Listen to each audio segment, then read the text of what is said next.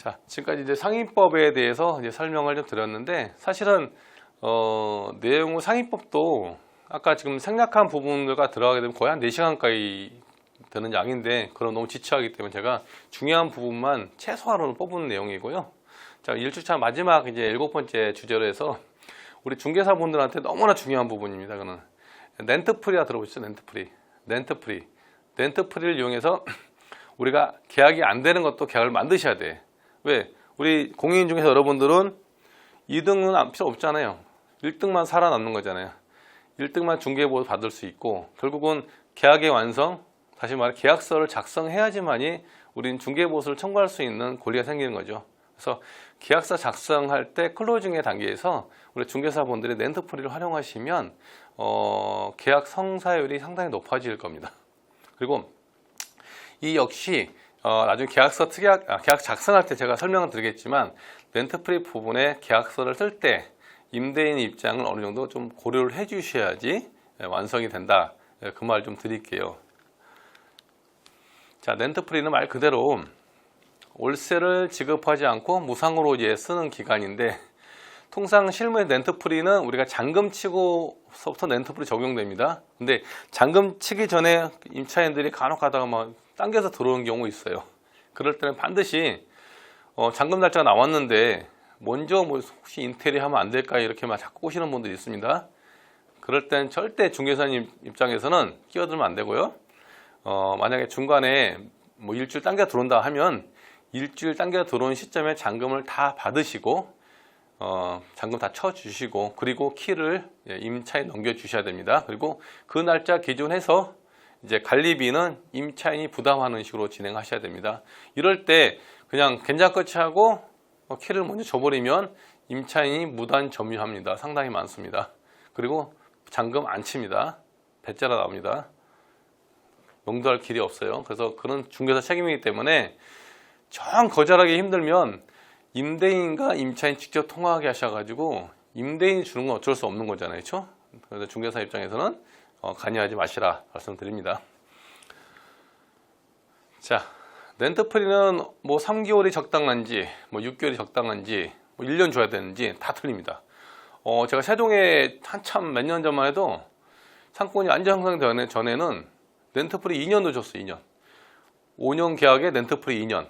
5년 계약이면 뭐 60개월인데 렌트프리 30개월 반을 주는 거예요.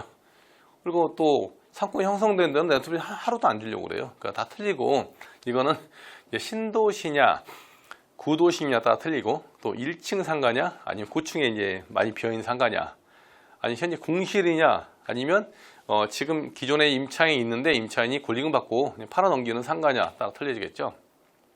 공실일 때는 많이 주겠지만 기존 점포를 승계할 때는 렌트프리 안 주죠. 그거는 이제 양도인이 본인이 렌트프리 줍니다. 권리금에서 본인이 월세 뭐 2달이든 석 달이든 본인이 권리금 빼고서 본인이 부담하는 개념으로 본인들에게 렌트프리 주는 건지, 임대인은 렌트프리 안 줍니다. 그리고 임대인 입장에서 개인 사업자인 경우와 또 프랜차이즈 탄탄한 뭐 예를 들어 별다방, 우리 스타벅스다, 아니면 1층에 뭐 파리바게트, 뭐 뜨레지로 이런 뭐 대형 프랜차이즈다. 그럴 때는 좀 렌트프리 여지를 좀 주더라도 그런 우량 키터너트에 있는 게 임대인 유리하겠죠. 왜? 내 상가 가치가 높아지기 때문에, 뭐 수익률은 크게 좋지는 않아요. 수익률을 떠나서 가치가 높아지기 때문에 내가 매도 시 보다 높은 양도 차익을 받을 수 있는 개념이기 때문에 그럴 때는 많이 줄 수 있겠죠.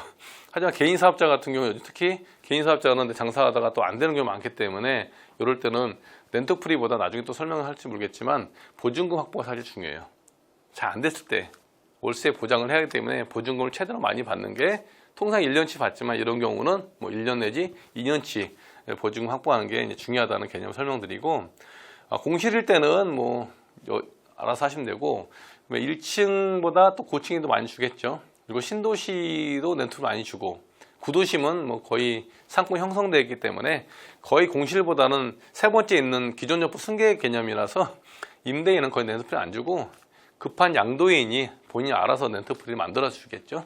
이런 식으로 렌트프리가 어느 정도 적당한가는 뭐 정해진 정답은 없습니다. 상황에 따라서. 결론은 뭐 건물주나 분양주나 임대인이나 아니면 양도인, 파는 사람 입장에서 본인이 급한 정도에 따라서 본인이 만드는 개념이라서 딱히 정해진 건 없고, 우리 중개사 입장에서는 어떻게 되냐, 중개사 입장 가장 좋은 거는 그 주변에 최근 사례 있죠. 최근 사례 비슷한 1층에 여기가 렌트풀이 3개월 주셨어요. 참고하시면 될 것 같아요. 이렇게 설명하면 어쨌든 그분 새로운 임대인 같은 경우도 이때 이 정도 줬으니 그 정도는 수용하는 개념이라서 최근 사례를 그냥 편하게 얘기해 주면 임대인도 크게 무리 없이 그 정도까지 주는 식으로 이제 진행이 되더라고요. 저 같은 경우 그렇게 하시면 되는데, 그 사례를 알려면 이제 우리 중개사님들 계약을 많이 써야겠죠. 그렇죠? 네. 본인들 계약을 쓰면 본인들이 그 시장을 주도하는 거잖아요. 그렇죠? 자, 그리고 아까 말씀대로 렌트프리는 이제 잔금 치고 들어오는 순간부터 이제 관리비는 임차인이 부담합니다. 왜? 월세는 안 내더라도 본인들이 이제 그 인테리어 하면서 거기 전기도 쓰고 수도 쓰고 쓸 거 아니에요. 그래서 관리비는 기본 관리비 포함해서 관리비는 이제 잔금 날짜 기준에서 본인이 쓰는 거고, 아까 말씀대로 잔금이 일주일 남았는데 먼저 들어온 케이스 있죠. 이럴 때는 굳이 그 계약서 다시 안 쓰고 서로 인지하면 되니까 따로 안 써도 됩니다. 자, 렌트프리 세금 계산서인데 사실 이 부분도 실무에서는 잘 지켜지지 않는 부분인데 원칙상은 월세는 안 들어와도 보증금은 들어왔잖아요. 보증금 지금 현재 연 금리가 1.2%인가 그런 것 같은데, 500만 원이면 곱하기 1.2 나누기 이제 360 나누기 그 기간 있죠. 기간 따져가지고 하는 게 있는데 500 해봤자 한 1년에 한 5만 원 정도 차이가 안 나기 때문에 원칙상은 이렇게 계산 보증금도 간주 임대로 따지는 게 맞는데 실무에서는 거의 그냥 무시하고 지나가도 아직까지 크게 문제되지는 않았습니다. 그래서 계산서는 월세 들어오는 시점에서 월세 들어온 거에 대해 신고하셔도 크게 무리가 없을 것 같습니다. 그 렌트프리에서 중요한 부분이 이제 중개사분들이 이제 보통 통상 첫 계약을 24개월 2년 계약을 많이 하잖아요. 근데 만약에 렌트프리를 6개월을 주기로 했어요. 잔금 기준에서. 그러면 계약서를 24개월로 쓰고 그 안에 첫 달부터 6개월 차까지 월세를 안 받고 24개월 시점에 종료하느냐, 아니면 24개월 플러스 6해서 30개월 잡고 첫 달부터 6개월 안 내고 하느냐, 이거는 이제 임대인 원하는 대로 쓰시면 좋은데, 임대인 입장에 좋은 건 사실은 후자 쪽이에요. 30개월. 왜냐하면 24개월 속에 6개월이 포함되게 되면 실제로 임대인이 받는 월세는 총 계약은 2년이 18개월치가 못 받잖아요.